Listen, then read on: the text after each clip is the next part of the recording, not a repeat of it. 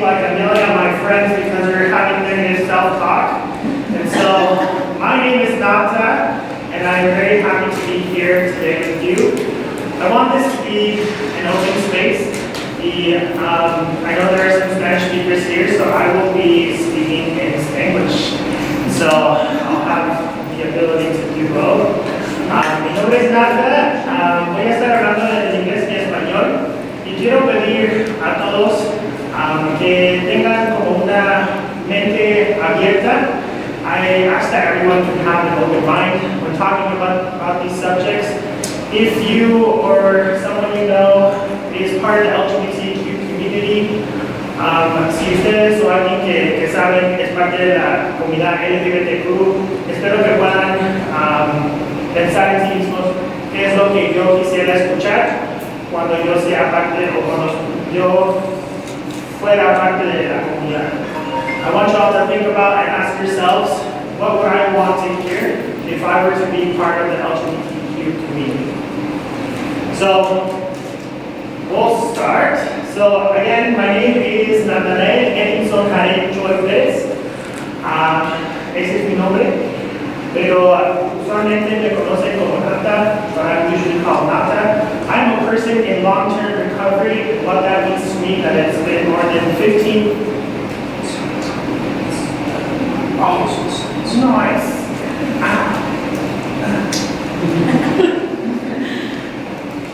That's it. You're supposed to.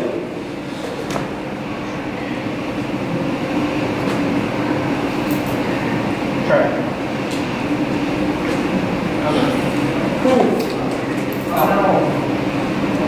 Okay, so I'm a person in long-term recovery, which means that I have been in recovery for almost 15 years. Wow, I have been diagnosed with depression and anxiety since I was very young, and what recovery means to me is that today I can come up to you being myself and holding myself and be able to present about this topic that has been so dear and near to my heart and has also made me shed a lot of tears. Soy una persona en recuperación, tengo 15 años desde que he sido diagnosticado con ansiedad y depresión, y lo que la recuperación significa para mí es poder tener esta presentación de un tema que es bien cerca de mi corazón, y un tema que realmente me ha puesto a mis rodillas por lo que he pasado durante ese momento. So today we're going to talk about the LGBTQ community and the intersection of the Latinx community. Or are you just doing that? Yeah, it's just like that. Okay. And so, hoy vamos a hablar sobre la comunidad LGBTQ. Who here is somewhat familiar with the community? ¿Quién aquí es familiar sobre la comunidad? Alright. Muy bien. Entonces, I want this space to be open and I want this space to be safe. Which means that if you have questions, if you have concerns, if you have your own beliefs that you would like to share with us today, and how the LGBTQ community does or doesn't align with what you believe in personally, let's talk about it, let's have a conversation. I am a community educator, I am here educating, and so I want this to be an educative space. Entonces, si ustedes tienen preguntas sobre este tema, por favor, hagan las preguntas. Si quieren compartir sobre sus propios pensamientos sobre la comunidad, por favor, háganlo. Este es un lugar educativo y quiero que sea un espacio educativo para poder aprender más. So, some people don't understand what the acronym of LGBTQIA+ means, and so we're going to watch a video to kind of explain to us what this is. Vamos a ver un video sobre lo que es la comunidad LGBT. LGBTQ. It's an acronym that is often made fun of by people who don't understand our community, or people that just like to hate other people for some weird reason. You might have heard of our community referred to as the Alphabet Mafia. I'm going to make him an offer he can't refuse. Which I'll admit, is objectively funny. But what does LGBTQ stand for, and what is the real gay agenda? LGBTQIA is an acronym, so first, let's break it down. L stands for lesbian. This is a noun that refers to a woman who loves other women. Lesbians make up 19% of those that openly identify as members of our community. G stands for gay, which technically means anyone who loves someone of the same gender, and that includes lesbian. But generally, the word gay is used to refer to a man loving another man. Gay men make up 36% of those that self-identify as members of our community. The B stands for bisexual, which means someone is attracted to two genders, one of which could be their own gender, but does not necessarily have to be. They make up over 40% of those that identify as members of our community. T stands for transgender, which means someone's gender identity doesn't match their sex assigned at birth. For example, a girl who was born with male body parts, or a boy who was born with female body parts. Transgender people make up 5% of those who identify as members of our community. Q stands for queer or questioning. Queer is a term used to describe someone in the LGBTQ community, but with a lot less syllables, and it helps people better understand our whole community using just one word. I stands for Intersects, which means a person is born with a combination of male and female biological traits. And finally, A stands for asexual or aromantic, and it means a person is not sexually or romantically attracted to any gender, but they can still have relationships and friendships. You might assume from the LGBTQ acronym that our community is small, but the truth is, up to 20.8% of the world's population are members of our community.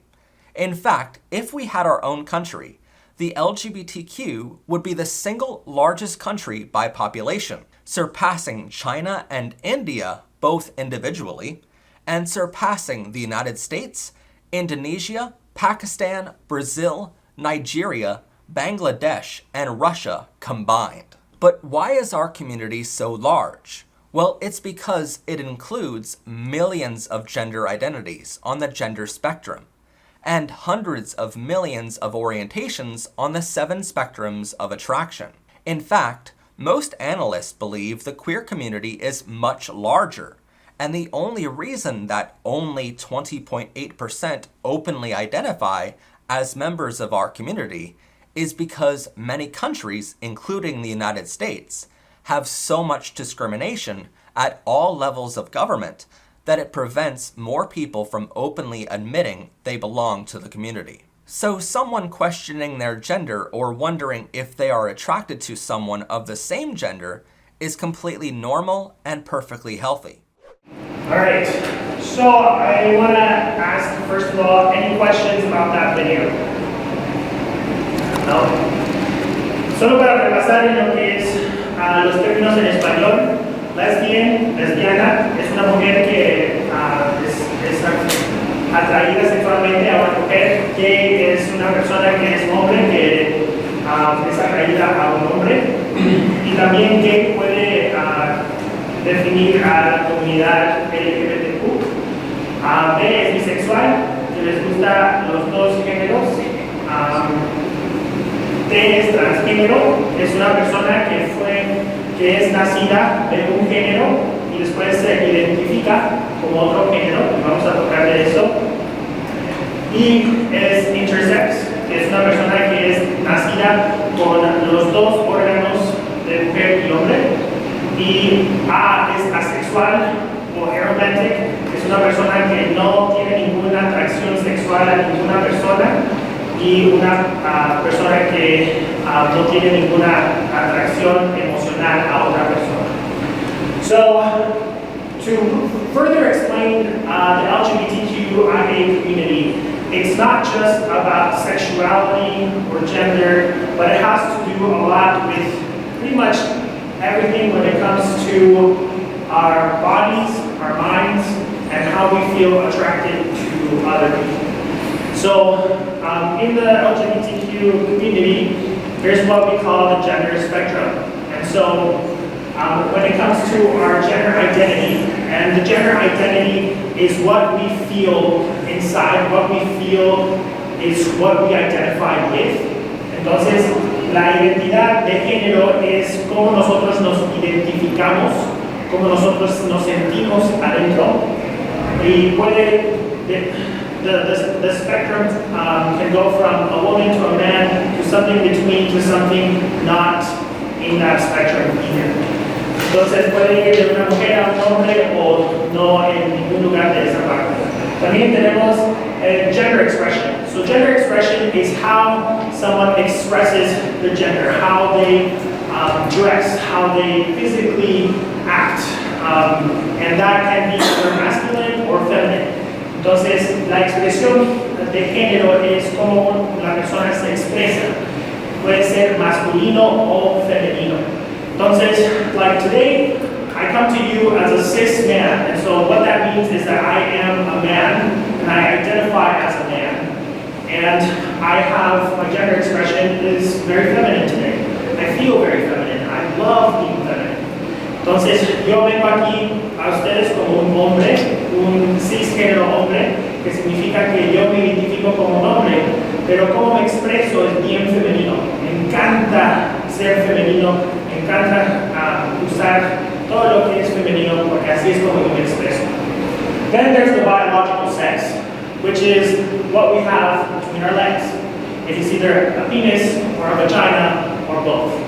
And so, biological sex is very different than our gender identity. There are people who have penises, who have testicles, and who identify as a woman. And so, entonces, en el sexo biológico es solamente de si tenemos un pene o una vagina. Entonces, hay personas que son nacidas con un pene, pero se identifican como una mujer. Entonces, hay una diferencia entre el sexo biológico and the gender identity. And then we go into the sexual orientation. La orientación sexual goes from, and doesn't stop, from heterosexual to homosexual, meaning I only like the opposite sex to I like the same sex. And so, in that sexual orientation, it can go from the spectrum as well. One day, for example, for me, I consider myself a pansexual person, a person who is attracted to any and all genders, no matter what they identify as. So for me, I like all of this. Hay personas, yo me identifico como pansexual. Significa que a mí me gusta a cualquier persona, no importa cómo se identifican, no importa su género ni su sexo. And so this is kind of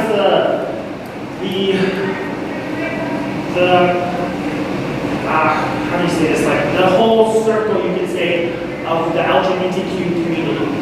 Anyone who identifies or is in the queer community, to put it into smaller words, is somewhere here in between. And so for me, para mí, I'm a person who identifies as a man. Soy una persona que se identifica como un hombre. Mi expresión de género es a veces masculino, a veces femenino. My gender expression is sometimes feminine, sometimes masculine. My biological sex is male. Mi sexo biológico es masculino. Y mi orientación sexual es pansexual. My sexual orientation is pansexual, which means I like all. Any questions about this?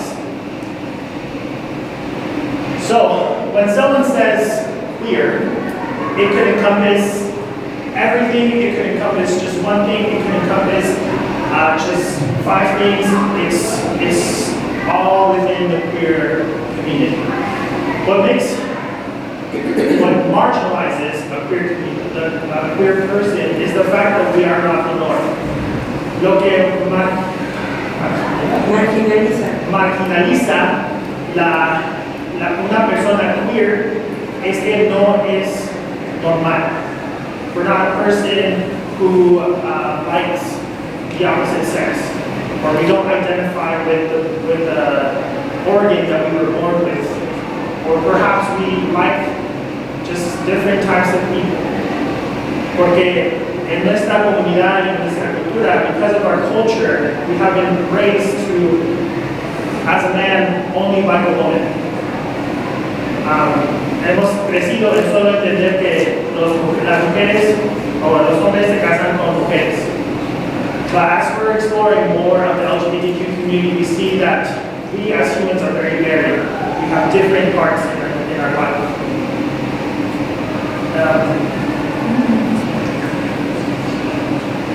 Can you go to the next slide?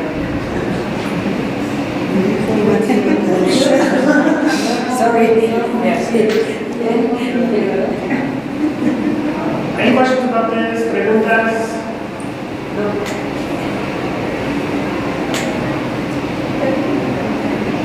Ok, entonces, este es un mapa de todas las identidades y esto es solo un mapa muy pequeño de todas las identidades que nosotros tenemos. So here is a very small example of different gender identities, different sexualities, but we use flags to give ourselves a label, a title, to give ourselves a community. Usamos estas banderas para darnos una comunidad. Nosotros pertenecemos a una comunidad.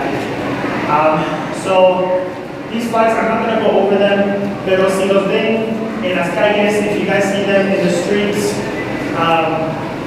sepan que esto es lo que significan. Es parte de la comunidad LGBTQ. It's part of the LGBTQ community. These flags represent a lot of what the LGBTQ community is. Any questions about these flags?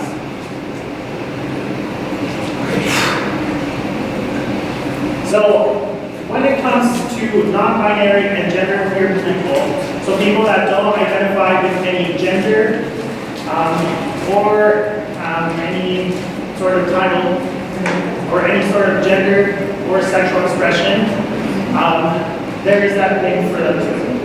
And we're going to watch this video. Non-binary also falls into this category as it's someone who identifies out of the binary genders of male or female. Most trans individuals prefer different pronouns when being addressed. These are commonly he, him, she, her, or they, them. Using preferred pronouns is respectful and reassures the individual that they're valid and in a safe space. Now that you know the basics, let's create some scenarios. A close friend of yours comes out to you as LGBT. What do? Avoid phrases like, I always knew you were gay, or who's the man in the relationship? These can invalidate a person's identity journey or reinforce heteronormativity, the idea that straight is the default. How about you have a new coworker and you're unsure of their pronouns and don't want to seem disrespectful? Easy. Introduce yourself with your pronouns and ask, what are your preferred pronouns? You can use they, them as gender-neutral pronouns if you don't have the opportunity to ask. Also, never ask a trans person for their birth name, about their genitalia, or questions of a similar nature as it invalidates their identity and is invasive. Would you be comfortable with someone asking about your genitalia? Most importantly, never out someone's sexuality or gender identity if they are not ready. It's their decision as to when and who they share that information with. The best way to learn is to be open and honest with one another. Don't be afraid to be an ally, because it means you're valuing equality and respect for all people. Let people know you're willing to learn, because this is the base layer of a much-needed discussion and conversation. The earlier we discuss, the earlier we understand, and the earlier we are not afraid. And so there is the conversation of pronouns. Esa es la conversación de pronombres. Cuando una persona no se identifica con cualquier género y se ven como mujer o como hombre o femenino, masculino, cuando asumimos que son una mujer o un hombre, estamos lastimándonos. Y la manera más segura de no lastimar a esa persona es usar los pronombres ellas. To make sure that we're not being hurtful in our words because we're assuming a gender, we use the they, them pronouns. They, them pronouns are a little bit, you can say, unnatural to use. When we see a person that looks like a female, we're like, oh yeah, she's doing this. But perhaps their gender identity is not a she. Maybe it's a he, and we just don't know. It is not our business to ask like, hey, what do you have between your pants? No es no nos incumbe lo que tienen debajo de los pantalones. Eso no es nuestro deber preguntar. Si nosotros no estamos seguros, if we're not sure what they identify with, it's okay to use they, them pronouns. And a good way to ask for pronouns, so you're being respectful, is say, hey, my name is Nata, my pronouns are he, they. Una manera de preguntar pronombres para ser respetuoso es decir, hola, mi nombre es Nata y mis pronombres son él, ella. De esa manera podemos ser respetuosos de que esta persona nos pueda dar la oportunidad de decir, hola, mi nombre es bla bla bla y estos son mis pronombres. So we give this opportunity to that other person to say, hey, my name is, and these are my pronouns. So if they choose to share, we can skip the video. Yeah. So that's not hurtful to use your pronouns at that first? No. Just like, hey, my name is Mary and my pronouns are she, her. And that, for me, as a queer person, I'm like, this person knows. Like, como una persona queer, eso me dice, esta persona es segura. This person is safe. This person like knows a little bit of pronouns to understand that being queer is a different experience. Siendo queer es una experiencia bien diferente. Devil's advocate. I'm from an old generation. I'm part of the community, LGBTQ. But to me, figuring out or thinking about pronouns and changing my pronouns doesn't make sense to me. So I want to be open by saying, by the way I behave, but not by the pronouns. So what do you think about that, bridging that other gap?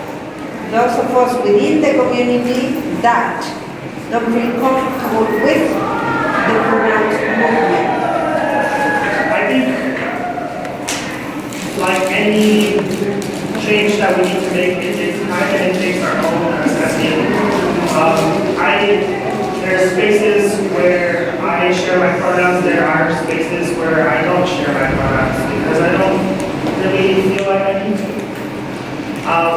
En este caso, in this case, it's specifically so that we can be respectful to others. It's not about for us, it's about others. Especialmente cuando no sabemos y no queremos ser irrespetuosos, eso es una manera que podemos cuidar de ser respetuosos a otras personas y su identidad de género and not ours. Yes. Yeah, so I just had a question about use of pronouns. So you said he, they, correct? Yes. How would you use that in a sentence? Because I haven't heard that before and I'm really trying to work on my language. Yeah, so for example, it's almost like when you refer to me, you can say he and you can say they. Oh, okay. So both would be appropriate? It's both, it's interchangeable, and at the same time, it's encouraged to use both, not just the easier one, which would be the he. So sometimes, a lot of my friends, they say he, and then they switch to they, and I'm like, ooh, I get you, I got that. And it feels so good. It feels so good because I feel seen, I feel respected, and I also feel like my friends see me, and that's huge for me. Thanks. Does that answer your question? Yes, yes. Gladys? La verdad sí me parece un poquito confuso porque no soy tan como si yo he escuchado, ¿no? Que yo veo en las tarjetas a veces dicen, ¿no? Los pronombres, pero sí, como es un poquito difícil para mí entender porque eso es casi nuevo, ¿no? Para mí.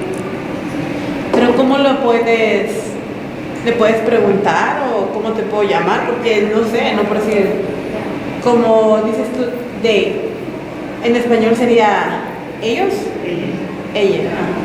Entonces ¿cómo tendría que decir cuando se refiere hacia él, ella? Él. O por su nombre, no sé, como es un poquito. Pero si no lo conozco y está ahí, entonces tendría que decir them. Pero es una persona, es que es un poco, porque them es como para varios, ¿no? Puede ser para varios, pero también puede ser para una persona. Oh. Entonces, en español, el término ella es algo muy nuevo y hay mucha pelea en el diccionario español para agregar este término no binario de ella. Pero en la comunidad LGBTQ es muy importante. And so, what Gladys was asking about is, like, how do I say it? Like, how do I use it? I see it in emails, or I see it in little, signatures, and I'm not sure how to use it. If I refer to you, like, what do I say? Do I say your name, or do I say he? There's a lot of questions about, like, what's right. But remember, if we are growing, si estamos creciendo, vamos a cometer errores. Y cuando estamos en comunidad y cuando decimos como, por ejemplo, for example, like, hey, I am trying to use the correct pronouns and I'm having a hard time. Can you help me with that? That is just a very good way to be like, okay, like, I understand. Si estamos teniendo un momento duro en usar los pronombres, podemos no decir, hey, estoy tratando de usar los pronombres correctos, pero no lo sé exactamente. ¿Me puedes ayudar? ¿Me puedes dirigir? In that way, like, we are also being what is called culturally humble. We're trying to be like, hey, I make mistakes, yo cometo errores, y solo necesito que me guíes. I just need you to guide me so I can be better. So, para que yo sea mejor. So, gracias, Gladys, por su respuesta a su pregunta. Thank you. Okay, so we're just going to go through this real quick. Part of the LGBTQ community, there's a big culture. We have developed our own culture, and it's so beautiful and rich. Parte de la comunidad hay una cultura que es la cultura queer. And so some specific things that I'd like to mention, because we're running out of time, is the language and pronouns. So los pronombres es algo muy importante en nuestra comunidad. Very important in our community, respecting each other's pronouns. Even if your pronouns are they, she, like, we use them interchangeably. We try and be as inclusive as possible. Tratamos de ser lo más inclusivos posible. Another thing is chosen family. Una familia escogida. A lot of us, our biological families have either betrayed us or left us or told us that we are a sin or that we don't, that we're wrong. Nos han dicho que somos un pecado, que lo estamos haciendo mal, que no pensamos, que no sabemos. And so our biological family did not really function as the family we needed. Nuestra familia biológica no funcionó como nosotros lo necesitábamos. Entonces, we have a chosen family. A chosen family is a group of friends, a group of community that sees us, that respects our pronouns, that knows who we are, that we can be vulnerable with. And that's a big part of being queer. Because we have been left by our family, we find our own family. And that family means everything to us. Esa familia significa todo para nosotros. Otra cosa más que podemos hablar es the cis-sexism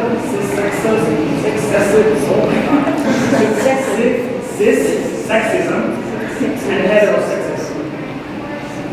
This is just a discrimination of, for example, cisgender, cisgénero, es una persona que es nacida como hombre y es un hombre. Entonces, it's a person who was born as a male and identifies as a male. So, people who are hetero, meaning they like the opposite sex, personas que son hetero, que les gusta el sexo opuesto, que son normales, who are normal, they have more privilege. Everything is catered to them. And there's discrimination, which means the heterosexism of like, oh, because you're gay, porque eres gay, no puedes besar a tu novio afuera. Like, because you're gay, you can't kiss your boyfriend outside. So heterosexism is discrimination against people who are not heterosexual, and cis-sexism is discrimination against people who are not cisgender. Sé que es mucho que entender, but we'll have lots of time for questions.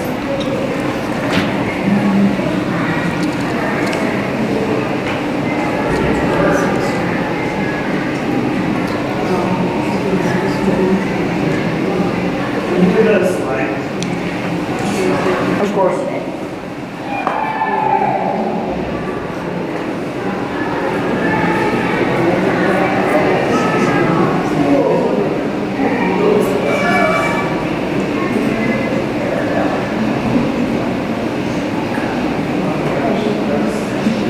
Okay, so we're going to switch focus now to the Latinx community. Vamos a cambiar a la comunidad de Latinx.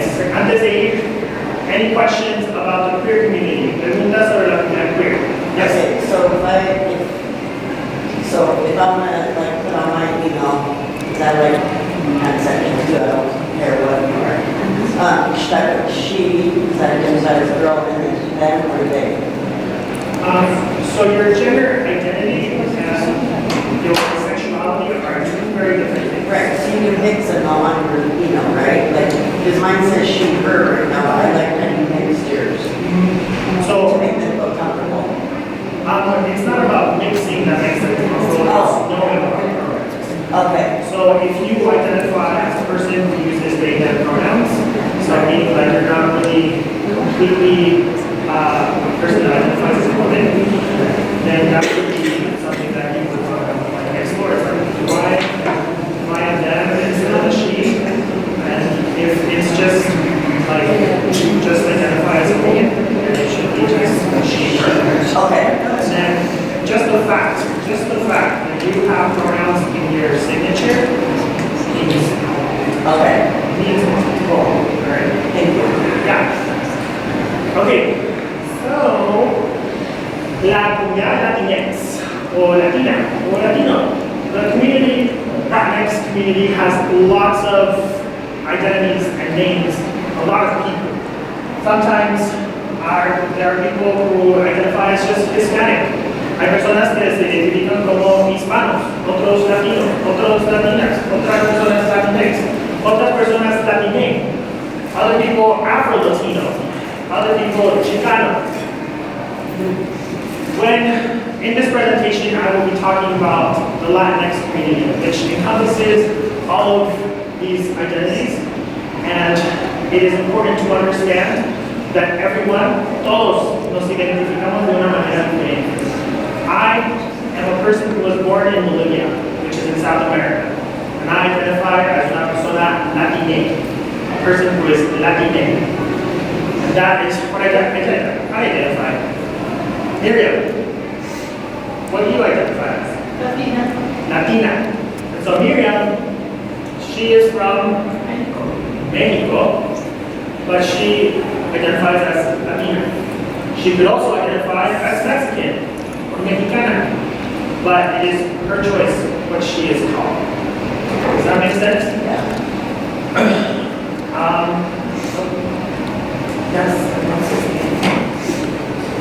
And so we're going to video kind of showcasing a little bit of stories, historias de personas latinas. Here's the video.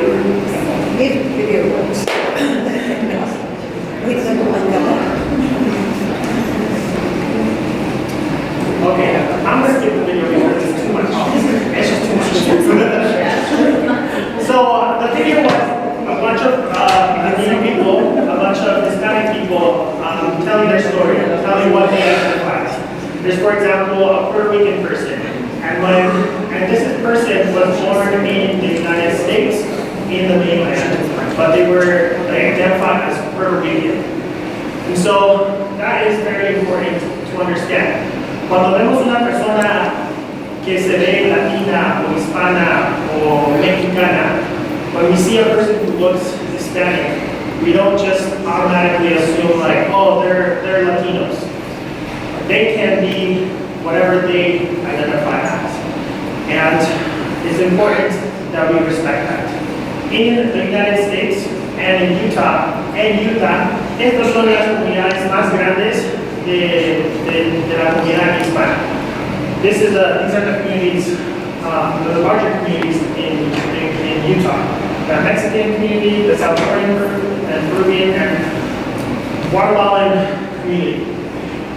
And so Hispanics make up 15% of Utah. We make up a large percentage of Utah.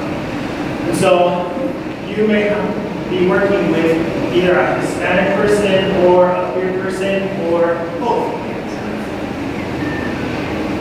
Igual como en las banderas de la comunidad LGBTQ, también nuestros países latinoamericanos tienen muchas banderas.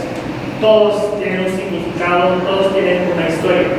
Just like our queer community has lots of flags representing different communities, the Latinx community also has a bunch of flags representing different countries, different people, different cultures. In the Latinx community, there are cultural values. And these cultural values are what give us strength and give us direction. Estas valores culturales que la gente latina tiene nos da fuerza, nos da valor. And as a peer, these are the values that I use when I'm working with Hispanic or Latinx folks to help them achieve their goals. El feminismo es la prioridad que tenemos con la familia. La familia siempre viene primero. Feminismo is the priority we give to our families. Family always comes first. And sometimes it comes so first that we forget about ourselves and our needs. But this is not a weakness, it's a strength. When we have family, when we have the support of our family, when we know that we can communicate with our family, we are strengthened. We have support. Cuando una persona viene de la comunidad LGBTQ, when someone is queer and also Hispanic, this cultural value is huge. Porque en la comunidad latina, una persona queer no es aceptada usualmente. In the Latinx community, a queer person is not usually accepted, and especially by our families, which means that the chosen family is what is so important. Sometimes it's not about family we were born with, it's the family that we choose. A veces no es la familia que nos ha dado vida, sino es la familia que nos ha dado el poder y la fortaleza de esta familia escogida. Then there's personalismo, our ability to be friendly, to go out, to say hi, to give kisses, to be open. That is a big part of our culture and something that can also be used as a strength.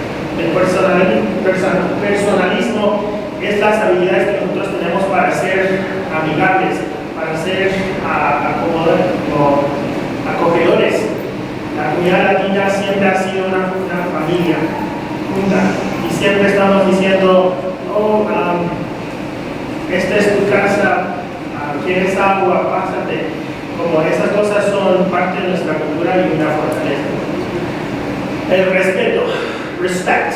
In the Latinx community, respect is a big, huge part of how we interact with, for example, our family. In my family, I was taught to use usted, which is a more formal way of saying you with people that are older than me. And it's not because I'm like, oh, you're older than me. That's just like a form of respect. And it feels so weird when I say just a regular two with someone that is older than me, because that just feels disrespectful. And so in a lot of households, respect is not just about respecting the being, it's also about age, it's also about wisdom, it's also about giving that respect to people who are even of power. Then there's la confianza. It's the comfortability that we have with each other.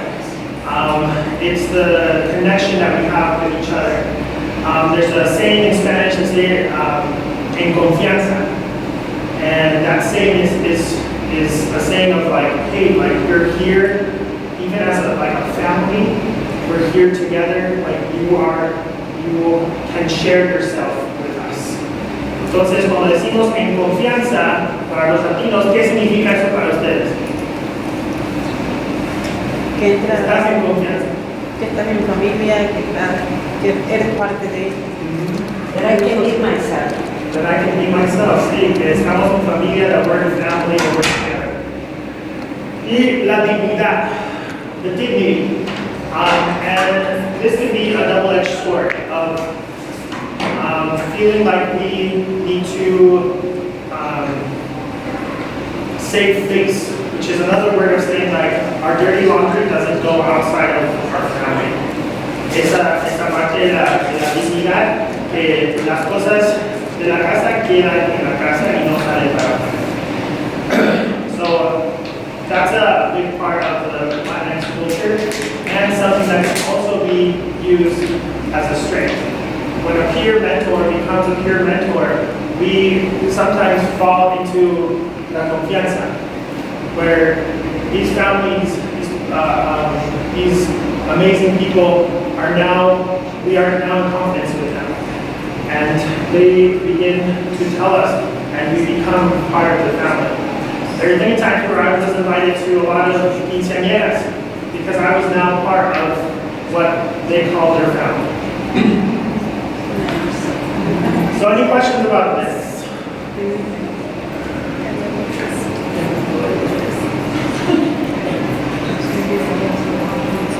Okay, entonces, so now we see both queer or Latinx. We see the queer, the LGBTQ community, what that is, who they are, what they represent, what they believe.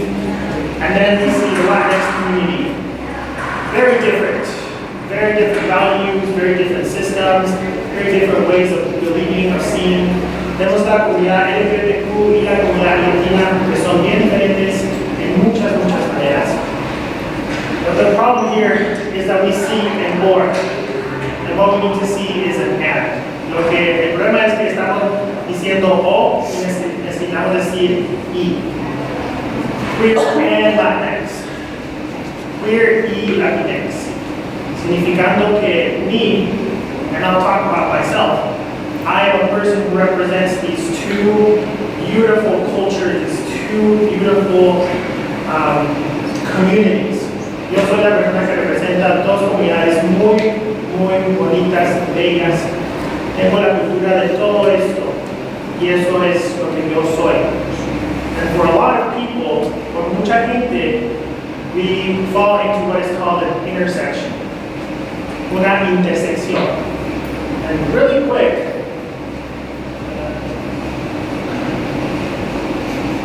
can you help me out with the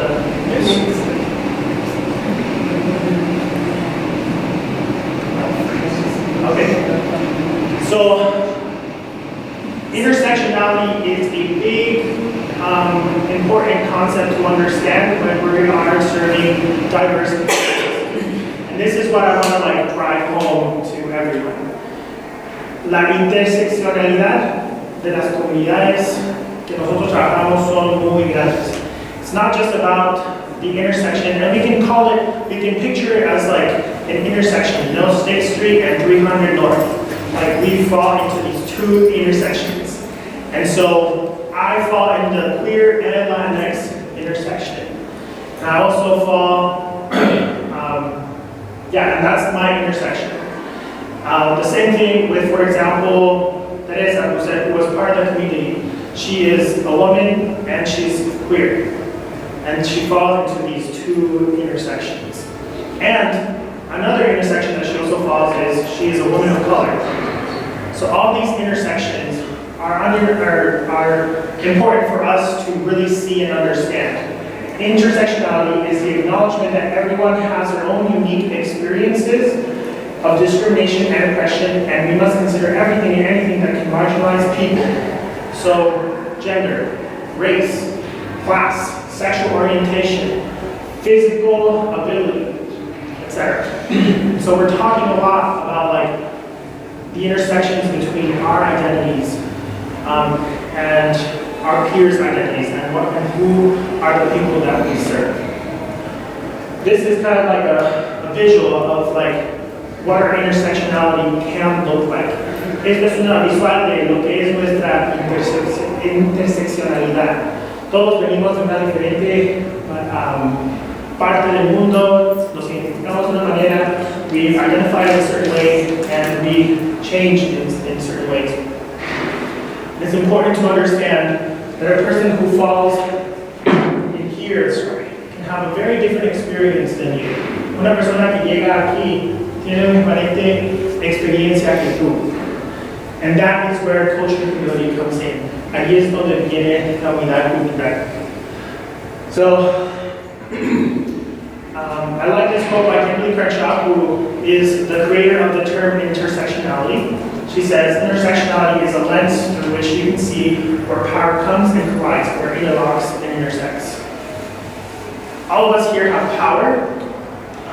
All of us here have privilege.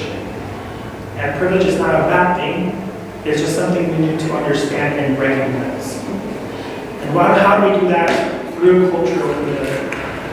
So what do we do? Especially as peers, when we're serving different types of people, diverse people. I first want to ask, check yourself. Understand where your intersectionalities come. Do you have you experienced discrimination? And how does that apply to your intersectionalities? Quiero que se pregunten, cuando estén sirviendo a nuestra comunidad, como para hacer un par, ¿dónde caen ustedes? ¿Dónde están sus interseccionalidades? ¿Y cómo pueden ustedes aprender más de ustedes? So the first thing is to check yourself, understand yourself, where you come from, what you believe in, where you're at. What do you bring to the room when you are sitting across another person? ¿Qué es lo que ustedes brindan cuando están sentados al frente de una persona? Because you aren't just a peer, but you're also a human being with huge experiences and understandings of the world. Tú eres un humano, pero no solamente un humano, eres una persona que tiene experiencias, conocimientos de diferentes lugares. The next part is do your homework. Understand that things will not be given to you. You need to search for answers.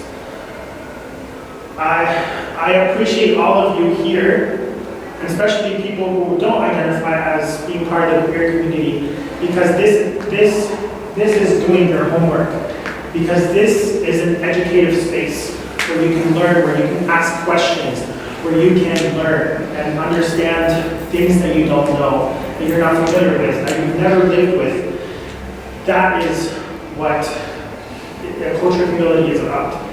El solo estar aquí significa que ustedes están haciendo su tarea, que están interesados en aprender más, en conocer más, en saber más, y eso es parte de la comunidad cultural. And also, ask questions. And I want to be very specific about this. Quiero ser bien específicos de las preguntas. No todos, not everyone is like me. Son como mí, como yo. There's a lot of people who are still not comfortable sharing their experiences. Hay muchas personas que no están confortables en expresar sus sentimientos o cómo se identifican. Ask questions to community educators like me. Hagan preguntas a personas que son educadores comunitarios. Because I am here to educate, to help people learn. But a person who looks queer is not going to educate you. That is not their job. That is not what they're supposed to do. Una persona que se ve queer, el trabajo de ellos no es educarles. Yo, este es mi trabajo, and I can help and support you and help you learn more about the queer community or the Latinx community. So 3 things. Check yourself, do your homework, and ask questions.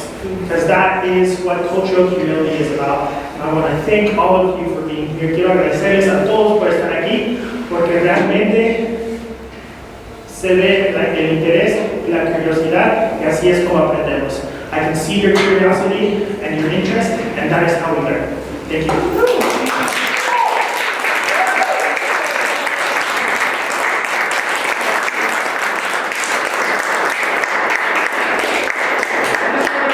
Shameless plug to Uninex. Uninex is a Queer and Latinx Community Council. We do a lot of events to encompass this intersection that is so very important to me and for a lot of people here in Utah. Thank you.